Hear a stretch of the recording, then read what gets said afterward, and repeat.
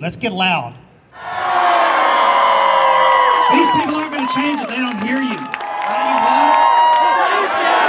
When do you want it? What do you want? When do you want it? One more time. What do you want? When do you want it? Then we're going to have it. Like you, I'm here because of the grave injustice that's been done, that's represented by the coffins that are lined up here. 138 of our brothers and sisters were killed because their employers didn't care enough about their health or their safety and placed profits over their lives. So we're here to say that that is an atrocity and that we will not stand by silently while that happens.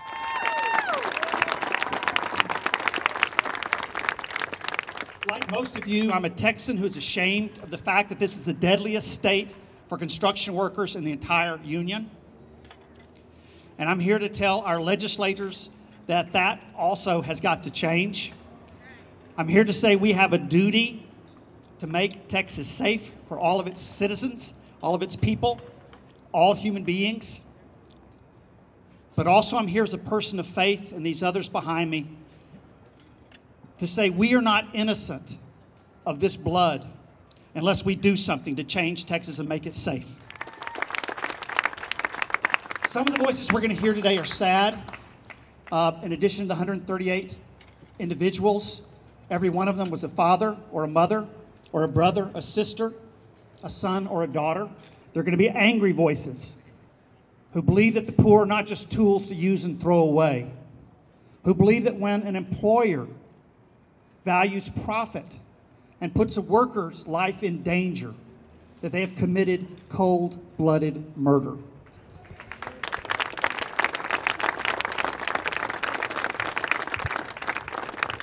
But we're not here simply to grieve, to mourn the dead.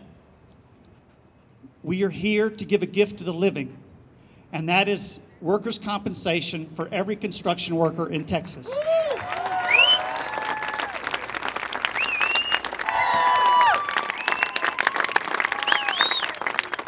The Workers' Defense Project stands between the working poor and employers who do not value their lives. The Workers' Defense Project stands behind the working poor and equips them, educates, but also stands shoulder to shoulder as equals to work together to make this a better world. For too long in Texas, the poor have been laid on the altar of obscene wealth. It's time for this ancient Holocaust to come to an end. The duty we come here today is not just a good cause, it's a sacred one. Thank you for being here.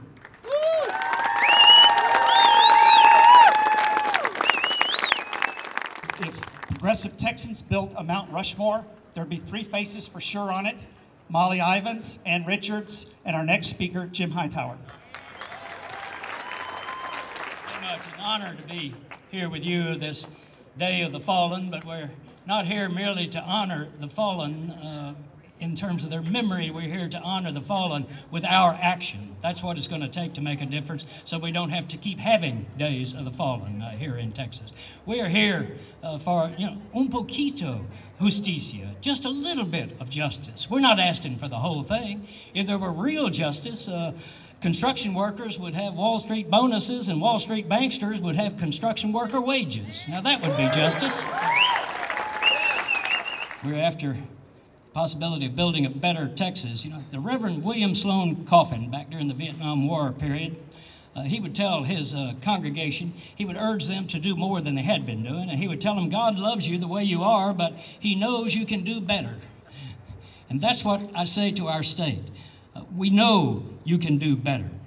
An abysmal record on workplace safety. That banner over there says it all. Another construction worker dies in Texas every 2.5 days. Imagine if CEOs of Zachary, Spallglass, Bartlett Cock, Workman, or any other big construction corporations, imagine if they were dying on the job in their air-conditioned suites at the rate of 2.5 a day. They'd declare a national emergency, wouldn't they?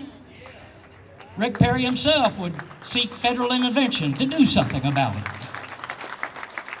But the truth is, Too many of our corporate executives, too many of the profiteers on those construction companies, too many of the corporate politicians, they see workers as cheap, workers as expendable, throwaway people.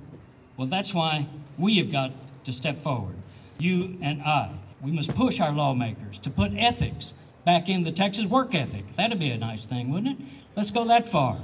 As the Workers' Defense Project puts it, together we can build a better Texas. And together is the key phrase there. For too long, we've been waiting on the workers to do it for themselves. Well, that's not the way it works.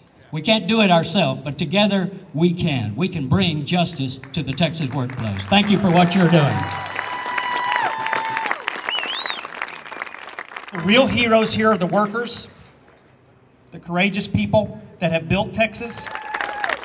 Mi nombre es Santiago Arias. Yo trabajaba antes en la construcción. Tuve una caída de 30 pies de altura de un edificio. My name is Santiago Arias. I was a construction worker before, but I fell 30 feet. I never had safety training or the right equipment and safety equipment to protect my life. No he tenido hasta la fecha ningún apoyo económico de mi patrón. At present date, I haven't received any economic support from my employer. I am going through an incredibly difficult economic time. Also my family, because my children have had to give up going to school. They had to go into work so that we could survive. It's important for workers to stand up and demand the right equipment to do their jobs. It's important that the government give workers the tools so that these kinds of accidents don't happen, because it is a difficult life to be in a wheelchair like I currently am now. It's not worth $400 to be in a wheelchair for the rest of my life. There's no economical support, and there's no money for us to help us pay for our medication because there's no workers' compensation. When we are helping build this state, we are wanted, but when we are hurt and injured, we are tossed aside. It's really sad to live in a place that you have to say that human beings aren't just worth it in and of themselves. Somebody has to make that argument that it's good business not to kill people. In May of 2008, I organized a nonprofit called Homeowners of Texas because due to a personal experience that we'd had building our home, I'd come to realize that home builders in Texas can get away with virtually anything. They can defraud homeowners by shoddy construction, they can steal their money, they can fail to pay subcontractors, and the homeowner has very little chance or opportunity to recover the damages they've suffered. The same kinds of builders who treat homeowners that way will treat workers that way. They will abuse workers, they will absolutely throw them in the trash can if they get hurt because they simply don't care.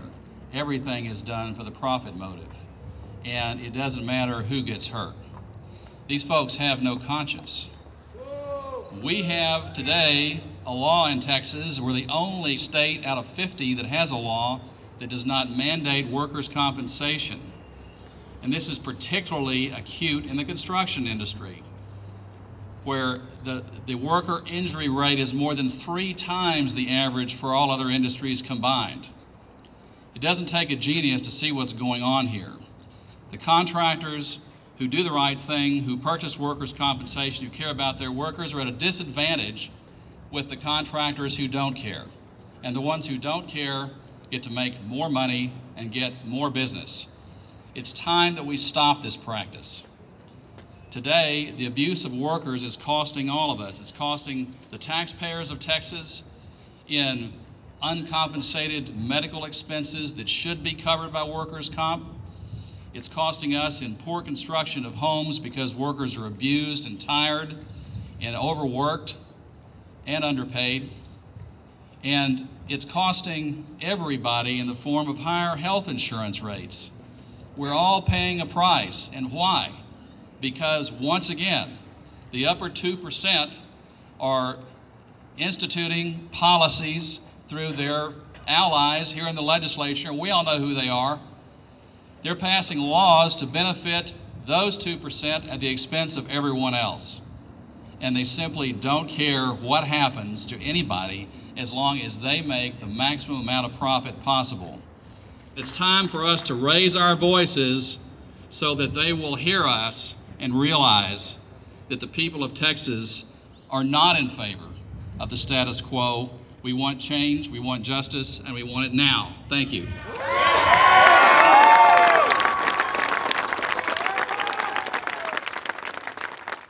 My name is Eddie Lucio, and I represent the senatorial district that is in the southern tip of Texas. My district is typical of many parts of our great state of Texas. It is growing rapidly, attracting new businesses. And despite the financial hardships and hard times, people are optimistic about the future. Because we are a growing population, there's a lot of construction where I live. New buildings are going up as new businesses are coming in. Homes are being built to accommodate our vibrancy, our growth. I want to thank the construction workers of Texas for making the Valley's story possible. You are here for the state of Texas. The state of Texas needs to be here for you. That's simple. That's why, along with State Representative Armando Wally, I have filed Senate Bill 938. It is a very simple bill. It simply requires Texas to do what every other state in the nation does. It requires employers to provide workers' compensation. This bill is reasonable, and it is the right thing to do.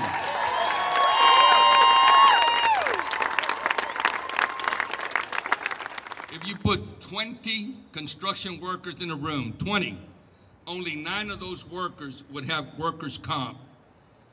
4 of those 20 would have been seriously injured on the job. That means that in every room you would have people who will have been left to fend for themselves after accidents, and that is a travesty. They may be dealing with debt as a result of their injuries. Hospitals and taxpayers often will have footed the bill, it was mentioned earlier.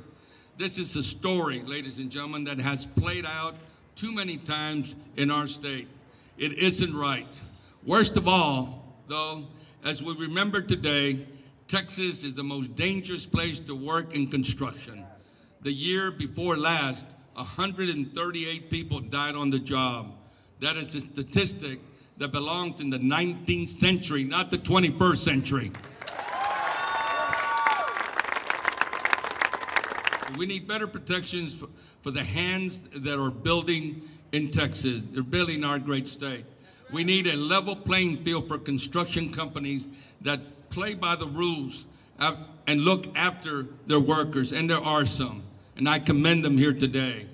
Why should they be at a disadvantage by caring more about worker safety? I want to thank you for coming out here today, and I encourage you to keep coming, to keep telling lawmakers that we need to do better. I've been here 24 years, ladies and gentlemen. I worked with some outstanding people, and my heart was full of joy when I saw Jim Hightower a little while ago, our former agriculture commissioner. He and I worked in the 1980s, and I can tell you, he's still full of energy, and he still has the heart that I like to see in elected officials when it comes to addressing the issues that have a positive impact for our state. We have today a tremendous shortfall, but we need to make concessions. We need to take care of those priorities that are important to us. The workers of this state is a top priority. We need to continue to listen carefully to what your needs are so that Texas can continue to be the #1 state in our country. It's important to make sure that safety comes first for our construction industry, because we don't want you to get left behind when you get hurt. Particularly the folks in my district. I have a high immigrant community in my district, and many of those guys work in the construction trade, and sometimes they don't get paid because of unscrupulous contractors that'll pick them up off the side of a road and have them dig ditches or something and then not pay them. I just have to say about these young activists at the Workers' Defense Project, I've worked at nonprofits from Washington, D.C. on down, and when I saw these young activists take a shoestring budget and have those 138 caskets come down Congress Street, I knew we were on the winning side. That's genius. Along, we'll know all about it. Farther along, we'll understand why. Cheer up, my sisters, living